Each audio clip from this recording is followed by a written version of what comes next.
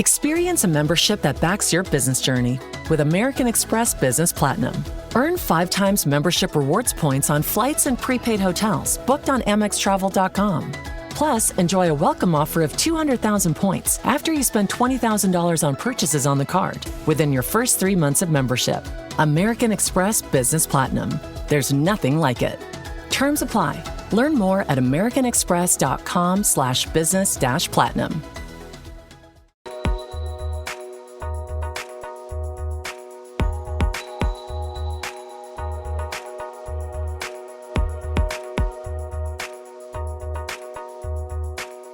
Welcome to episode 107 of the Inside Job Boards and Recruitment Marketplaces podcast. I am one of your 2 co-hosts. I'm Stephen Rothberg with College Recruiter.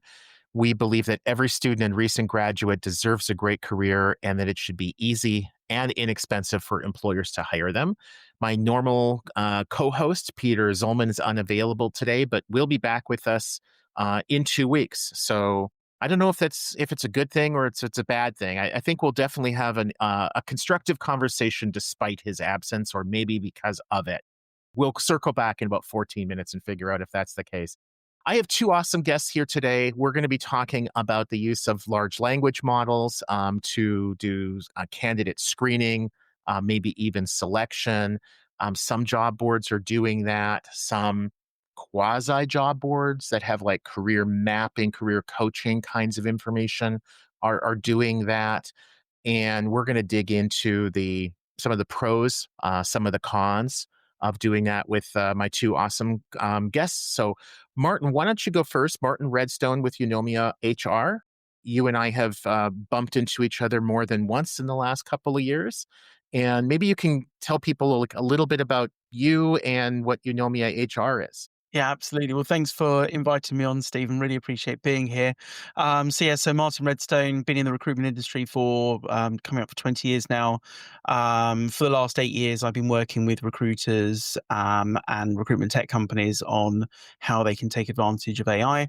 My company, Eunomia HR, is specialist governance, risk, and compliance advisory in that space. Awesome. And Robert, I don't know if I should blame you, but it was your LinkedIn post that kind of kicked all of this off. So Robert Nuri, Arctic Shores, maybe tell people a little bit about you and Arctic Shores. Thanks very much for inviting me, Stephen. And so, Robert Nuri, I am the co-founder of Arctic Shores. And I'm actually the Arctic of Arctic Shores, the 2 of us that founded it. I now have the wonderful title of Chief Explorer. And my passion in life has always been about how do you not just discover potential, but how do you uncover potential? And my starting point was that the best way to uncover potential is to get people to show you what they're capable of rather than tell you what they're capable of. And so I went out and built a psychometric assessment based on how people can demonstrate what they are capable of. Awesome. So I think about a week ago, Robert, you wrote a post basically like, this has got to stop. And for people who are listening to the audio only version, you can check out the show notes. I'll put a link to it in there. For people who are on video, there's a QR code in the upper left where you can just snap that with your smartphone and go right to your post. But let's start off, Robert, by talking about that post, the this has got to stop. Because I think that sets like a really good foundation for the conversation. And what has got to stop around all of this is using large language models, things like ChatGPT, to screen resumes. And I've seen so many posts, people talking about what the value of AI is going to bring to recruiters. And they list 3 or 4 things, and usually at the top of the list is the thing that recruiters hate doing the most, which is looking through resumes.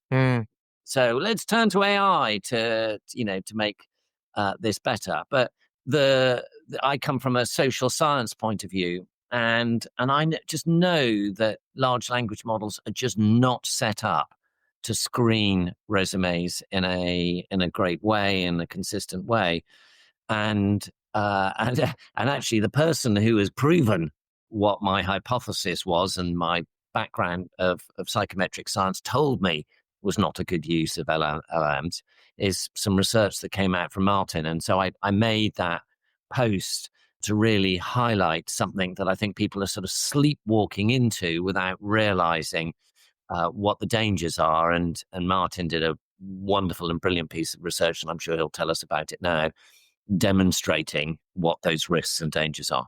In Robert's post, there's a link there too, or Martin's tag, so it'll be easy for people to kind of go there and see that conversation.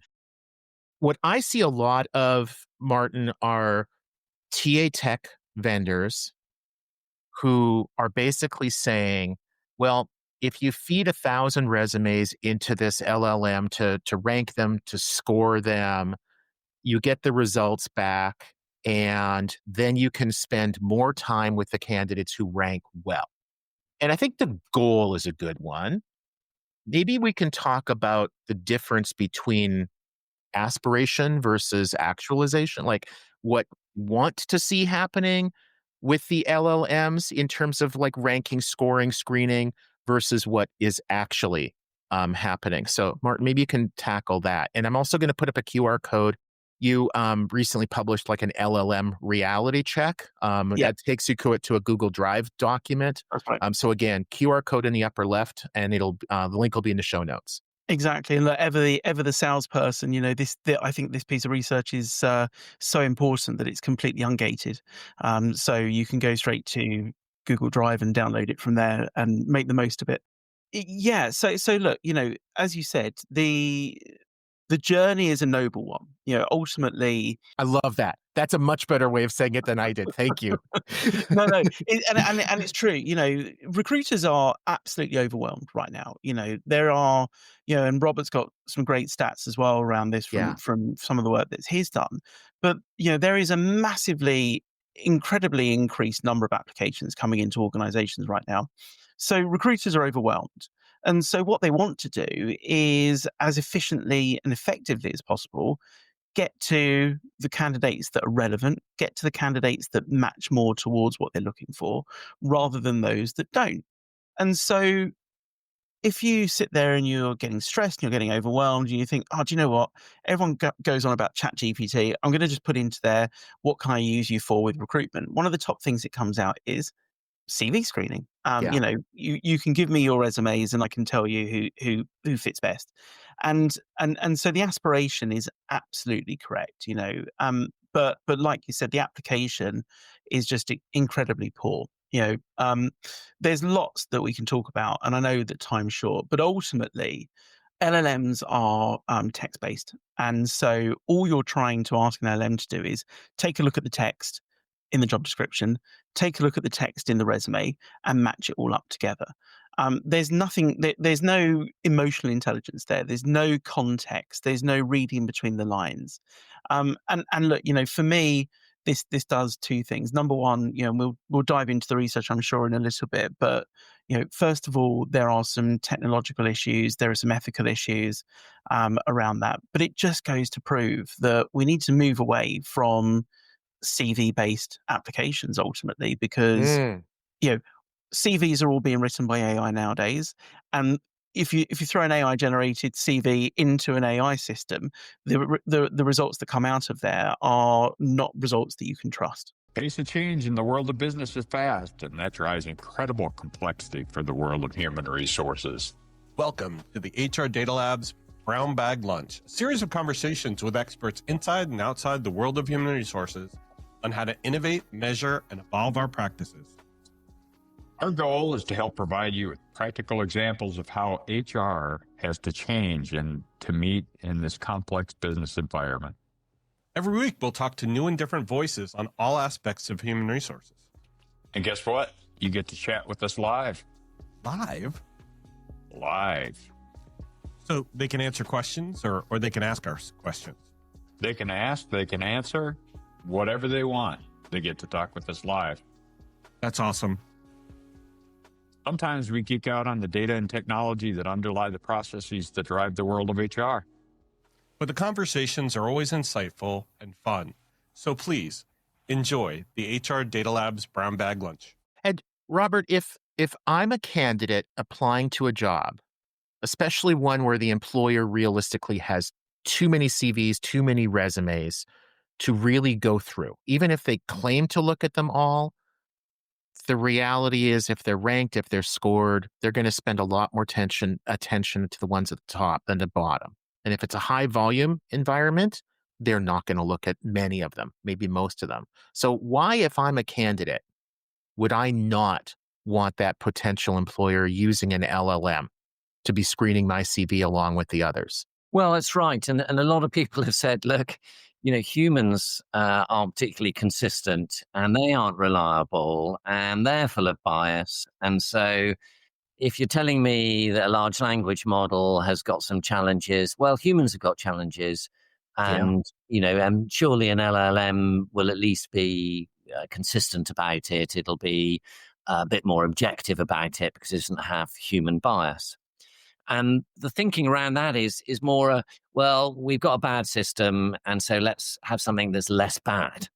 And my reason for saying this has got to stop is that actually there are many good things that AI can do. Yes. Let's think about doing this in the right way rather than just taking us, which is you alluded to on this and Martin did as well. I just think the CV is a complete waste of time now because it's AI generated. So you just get AI measuring AI and nobody wins in any of this. So let's rather than automating something that has had its time, the resume, let's find out different ways to understand people. And I think this is where we've got this opportunity rather than, oh, well, let's just add a feature in a job board that will rank candidates based on what? Based on the words that they've used in there. You can put white words in there that a human wouldn't see, but a model will see that will up your rankings. I mean, it's so flawed in so many ways when you dig into it. And the tools that candidates have available to them, and this is what I don't think most people realize, the AI-enabled candidate is far more sophisticated and has far more access to tools than the corporate recruiter does, because the corporate recruiter has got compliance, has got IT security issues. Canada doesn't have any of those things. And this sort of moral trust that used to exist between candidates and recruiters is totally broken. If recruiters are using AI and candidates go, well, I'm going to use AI then. And what are we left with? So Robert, follow-up question for you. So if I'm an employer and I'm using a job board and it uses LLMs for screening, ranking, or my ATS does. I hear you. CVs, resumes, let's throw them in the dumpster and light fire to it and not look back. But let's also be realistic. That's not going to happen today. So if I'm that talent acquisition leader and I say, hey, Robert, great, that's a really worthy strategic goal. In the meantime, what do I do for the next year or two? Should they be using LLMs? I mean, that's a great point. And the analogy I use around this is the resume is like a comfort blanket. So don't rip away my comfort blanket and leave me bare on all of this. What's the alternative? There are a couple of things that you've got to do immediately on this. One is you've got to give guidance on good use and bad use of AI by a candidate. That's the first thing that you've got to do. If you're not clear about it, about what's good and what's bad, candidates won't know.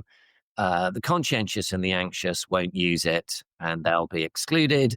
The chances and the extroverts will think I can get away with it and you won't know. And you're not going to end up with the best candidates on that. So that's number one. Secondly, you need to stress test your process to see how easy it is to use AI to manipulate and cheat on the process, and then look at ways that you can give guidance, but also you can look at different tools to determine whether somebody's suitable for a role. And there are new tools and alternative tools out there. We don't have to rely on the resume. There's so many other things that now exist, psychometrics being one of them, that enable you to see if somebody's capable for doing the sort of things that you're going to ask them to do in the role. I think we have time for one more question, Martin. I'm going to throw it over to you if you're okay with it. And if you're not okay with it, I'm still going to throw it over to you. let's talk about the legal aspect, because I think, Robert, you mentioned the word compliance a couple times in this interview. Big issue, especially if you're working for a large organization. So talk to us about if employers still feel like this technology is really great and it's going to really help me get my job, maybe they hit the brake pedal when they realize the legal issues that they're diving into. Yeah, absolutely. So look, just to kind of cover off a couple of points, Yeah. my research shows that off-the-shelf LLMs, large language models, so off-the-shelf being, the commercial ones, ChatGPT, Gemini, Claude, Grok, those kind of things, they are worse at screening than recruiters. So it's as simple as that, But where that comes from, and also the research shows, is that from a legal perspective, there are various things that you need to consider. The first one is a big one, which is transparency. So most regulation around the world, when it comes to life-based decision making, so employment, financials, etc., you have to be able to, in plain language, describe how that algorithm has made that decision. And accurately. Not just guess at it, right? And yes, and I'll be perfectly blunt. Telling somebody how you prompted a large language model is not being transparent on how the algorithm works. There is so much research out there that shows that even the people that built these systems don't know how large language models work and how they actually make the decisions. And it changes every single time based on kind of microcircuitry and what have you. Yeah. So from a legal perspective, it's out the window. Large language models are not transparent. They're not explainable. So that's the first one. The second one is bias. Ultimately, every bit of information that a large language model is trained on is public information from the internet, which is so full of bias. So being able to prompt and say, please remove all bias from this, ain't going to work. So there's those pieces as well. And they're really important in places like, New York Local Law 144, from a bias auditing perspective. So ultimately, from a legal perspective, large language models are not the answer. I will say, though, that and this is when I'm working with my clients, I try and make them understand that there are two types of AI that we work with in our world. There's judgmental AI and there's generative AI. And what we're trying to do is we're trying to fit a square peg of generative AI into a round hole of judgmental AI. And it's not going to work. There is lots of other AI systems out there that you can train, that you can absolutely and utterly make it into a fantastic screening system. But to rely on off-the-shelf large language models is irresponsible, unethical, and it just doesn't work. And potentially, as Workday might find out, very expensive. Allegedly. Yes. So, well, gents, thank you so much for joining me. This was a great conversation. And I think it's fair to say that none of the three of us are against AI. No. Right? Like, as a theory, let's just use the tool properly. I'm not going to use a screwdriver to hammer a nail, but a screwdriver is still a good tool to have. Absolutely. And like I say, slow down to go faster. Don't go head first into this. You can slow down, put your guardrails in place. Ultimately, guardrails are in the middle of a highway so that people can drive faster without careering off and causing horrific crashes. So that's the whole point of them. Excellent point, Martin. Thank you much, guys. Wonderful. Great to talk to you. Cheers. Hey, Ryan Reynolds here. Wishing you a very happy half-off holiday, because right now Mint Mobile is offering you the gift of 50% off unlimited. To be clear, that's half price, not half the service. And Mint is still premium unlimited wireless for a great price. So that means a half day, yeah? Give it a try at mintmobile.com/switch. Upfront payment of $45 for 3-month plan, equivalent to $15 per month required. New customer offer for first 3 months only. Speed slow after 35 gigabytes if network's busy. Taxes and fees extra. See mintmobile.com. Every minute your finance team spends wrestling with data is a minute lost. Insight Software's AI-powered insights instantly move you from complexity to clarity. Automated analysis, real-time reporting, strategic recommendations, all at your fingertips. Transform how your finance team works and watch your business grow. Stop wasting time. Start making smarter decisions.